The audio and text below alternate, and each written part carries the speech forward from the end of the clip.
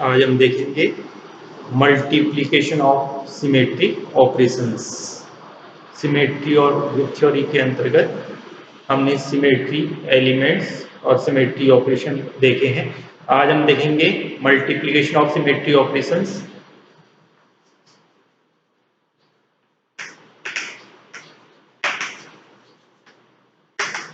Multiplication of symmetry operations.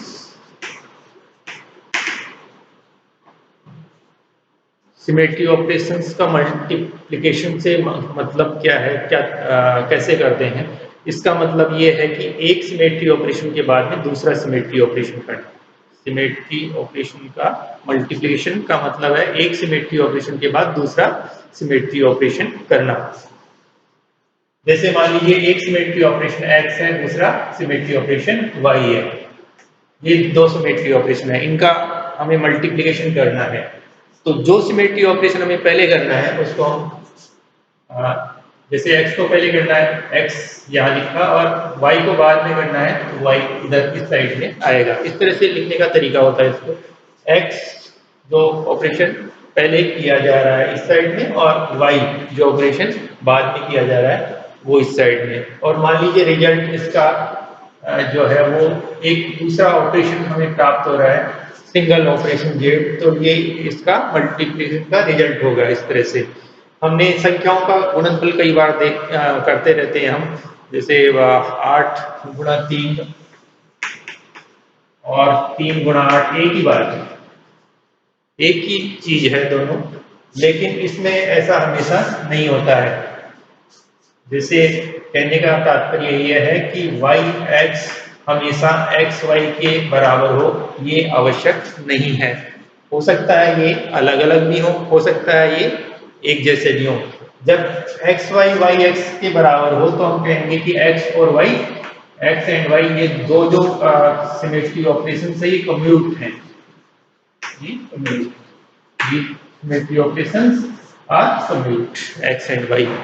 यदि हम कोई सा भी ऑपरेशन पहले करते हैं और जैसे इसमें x ऑपरेशन पहले कर रहे हैं, y बाद में कर रहे हैं, इसमें y पहले कर रहे हैं, x बाद में कर रहे हैं, तो इनका जो रिजल्ट है वो सेम आए, सिमिलर आए, तब हम कहते हैं कि x and y are commute. तो ये है मल्टीप्लिकेशन ऑफ सिमेट्री ऑपरेशंस। अब हम देखते हैं एक एग्जांपल इसका, जिससे ये स्पष्ट हो जाएगा। जैसे इथीन मॉलिक्यूल है C2H4, C2H4 मॉलिक्यूल के अंदर इस तरह का, इसके अंदर C2 एक्सिस है। देखिए एक तो ये C2 एक्सिस है, 180 से रोटेट करने पे इक्विवेलेंट कॉन्फ़िगरेशन आ जाता है। एक ये वाली C2 एक्सिस है, एक ये वाली C2 एक्सिस है, इस तरह से 3 C2 एक्सिस है। हम ये जो हाइड्रोजन एटम्स है इनको पहचान के लिए 1 2 3 4 लगा देते हैं। मान लीजिए 1 है, ये 2 है, ये 3 है और ये 4 है। इनकी पहचान के लिए हमने ये यूज किया। अब हम एक्सिस मान लेते हैं, मान लीजिए ये वाली जेड एक्सिस है, ये वाई एक्सिस है, और ये जो एक्सिस है जो इसके परपेंडिकुलर इस तरह से है, ब्लैक बोर्ड के परपेंडिकुलर इस तरह से आ रही है, ये वाली एक्सिस, ये एक्स एक्सिस है। इसको हम ऐसे दिखा देते हैं, ऐसे दिखा देते हैं ये वाली एक्सिस। तो अब हम ये ऑपरेशन करेंगे। देखिए हम पहले करते हैं C2X, ये ऑपरेशन करते हैं। C2X मतलब ये वाली जो एक्सिस है, इस एक्सिस के अलावा हम 180 से रोटेट करेंगे। तो देखिए क्या होगा ऐसा करने पे, अब हम 180 से रोटेट करें तो ये वाला H यहाँ आ जाएगा और ये यहाँ आ जाएगा, ये यहाँ और ये यहाँ, इस तरह से इसका कॉन्फ़िगरेशन हमें प्राप्त होगा। तो स्थिति ये होगी, देखिए H4 H1 यहाँ होगा और H2 यहाँ होगा और H3 यहाँ होगा। ये ऑपरेशन करने से ऐसा हुआ C2X। अब हम करते हैं C2Y ऑपरेशन। ये Y एक्सिस के अलोंग जो C2 एक्सिस है, इससे हम 180 से रोटेट करते हैं इस वाले मॉलिक्यूल को। तो देखिए क्या होगा, ऐसा करने पे हम इस एक्सिस से कर रहे हैं, ये जो ऐसी एक्सिस है, तो ये वाले जो एटम्स हैं ये इस साइड में चले जाएंगे और इधर वाले जो एटम्स है ये इस साइड में आ जाएंगे, यानी जो इसका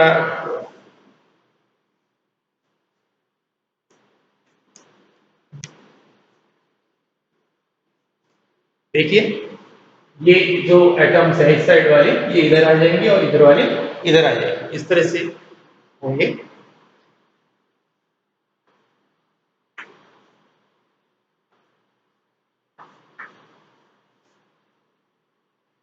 H4 H3 और H2 H1।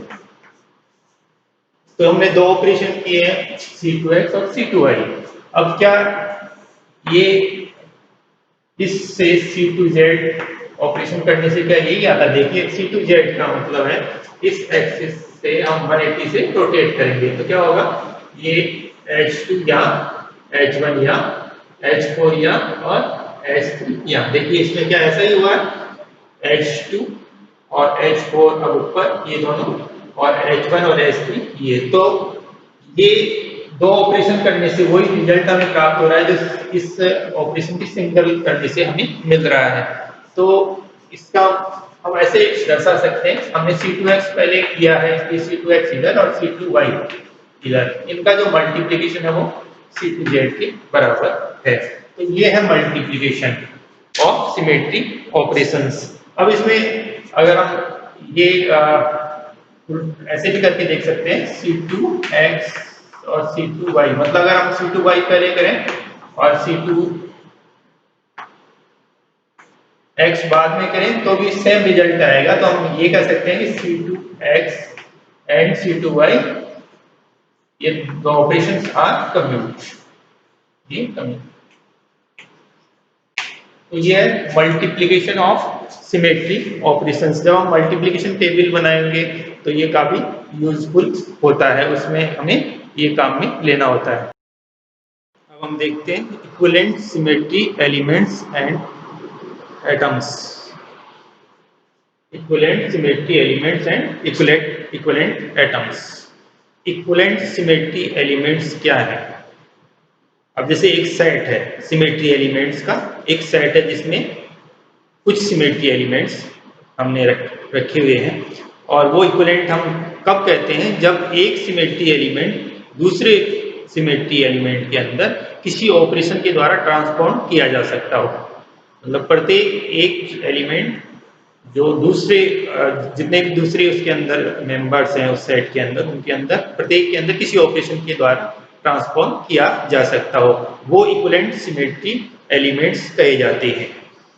Any set of symmetry elements chosen so that any member can be transformed into each and every other member of the set by application of some symmetry operation is said to be a set of equivalent symmetry elements। अब इसका example देखिए, जैसे एक example से ये हम देखेंगे, जैसे BF3 बोरॉन ट्राइक्लोराइड का एग्जांपल हम ले रहे हैं।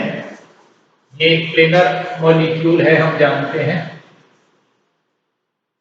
BF3 प्लेनर मॉलिक्यूल है। अब इसके अंदर ये देखिए कितनी टू फोल्ड एक्सिस है ये वाली, एक ये एक्सिस है टू फोल्ड एक्सिस, ये वाली है, ये वाली है। तीन टू फोल्ड एक्सिस है जो बोरॉन और ये जो फ्लोरीन एटम है इनमें से पास होती है।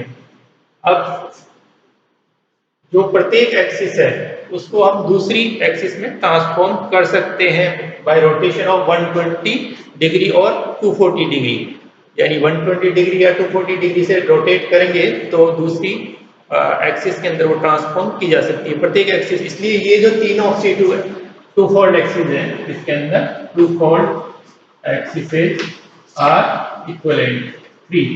तीन नंबर संख्या है 3 टू फोल्ड एक्सिस,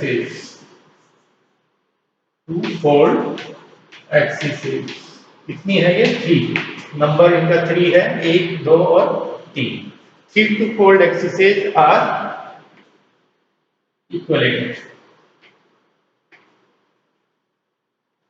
तो ये है इक्विवेलेंट सिमेट्री एलिमेंट्स। अब हम देखेंगे इक्विवेलेंट एटम्स। इक्विवेलेंट एटम्स क्या होते हैं? इक्विवेलेंट एटम्स वो एटम्स होते हैं जिनको सिमेट्री ऑपरेशन के द्वारा एक दूसरे से इंटरचेंज किया जा सकता है। Equivalent atoms are those that may all be interchanged with one another by symmetry operations. एक एग्जांपल इसका भी देखिए, PCl5। PCl5 का स्ट्रक्चर हम जानते हैं, ट्राइगोनल बाइपिरामिड शेप होती है इसकी। एक Cl ऊपर, एक ऐसे नीचे, 3 Cl इक्वेटोरियल पोजीशन पे। इसमें 3 Cl ये इक्वेटोरियल पोजीशन पे है, 1, 2, 3, और ये एक्सियल पोजीशन पे है। अब इसमें हम देखते हैं कि कौन कौन से Cl इक्विवेलेंट हैं, कौन से नहीं है। तो पहले हम देखते हैं ये जो इक्वेटोरियल 3 Cl है, क्या इनको किसी सिमेट्री ऑपरेशन से इंटरचेंज किया जा सकता है? देखिए इसके अंदर जो C3 एक्सिस है वो कहां से पास हो रही है? ये C3 की एक्सिस आप देखिएगा, ये Cl, P और Cl इससे पास हो रही है। मतलब ये जैसे ब्लैक बोर्ड की प्लेन में है तो ये इस तरह से पास हो रही है, एक Cl ऊपर एक नीचे है और ये P के बीच में है, ये मान लीजिए, तो इस तरह से पास होगी। अब ये C3 एक्सिस है, इससे हम रोटेट करेंगे और 120 डिग्री या 240 डिग्री से इस तरह से रोटेट करेंगे, तो ये जो Cl एटम्स हैं ये इंटरचेंज किए जा सकते हैं। इसलिए हम ये कह सकते हैं कि ये जो 3 Cl एटम्स हैं, ये जो इक्वेटोरियल Cl है, ये इक्विवेलेंट एटम्स हैं। इसी तरह से ये जो 2 एक्सियल Cl हैं, उनको देखिए क्या ये इक्विवेलेंट हैं? अब हम देखते हैं इसके अंदर C2 एक्सिस। C2 एक्सिस कहाँ है इसमें? एक C2 एक्सिस देखिए ऐसे है, ये C2 एक्सिस है जिससे हमें 180 से रोटेट करना होगा। दूसरी इस P और इस Cl से गुजरती हुई ऐसे पास हो रही है, ये दूसरी C2 एक्सिस है। ये दूसरी C2 एक्सिस है और ये तीसरी C2 एक्सिस है, ये वाली। तो इनसे हमें 180 से रोटेट करने पे देखिए ये Cl यहाँ चला जाएगा, ये वाला यहाँ आ जाएगा, हम किसी से भी करेंगे इनसे। तो इस तरह से ये जो Cl है जो एक्सियल पोजीशन पे है, इनको हम इंटरचेंज कर सकते हैं। ये जो एक्सियल 2 Cl है ये इक्विवेलेंट एटम्स कहे जाएंगे।